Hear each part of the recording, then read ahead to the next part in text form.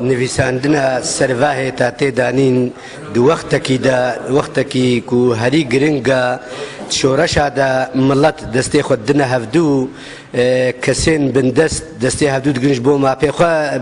دست بخن مخابن اف کسی کو سروا دیوارد دینن ایخانتا ان کسی او کسنی نزانن کسنی مفهومی وانا گلکی طنگا و او درکویج راگهاندنه کو کسن هنا دراگهاندنه خود و مساله ایسارت کن و اوه هری مخاطریا مزنا کوش کسی سیاست مدار درکوی ایرو نه وقتی و ایرو وقتی کو ام دستی هفدو بگرنا ایرو وقتی کو ام ما پی خود چاره سری که جره ببینن مخابن اف کسی کو سروا دیوارد دینن جه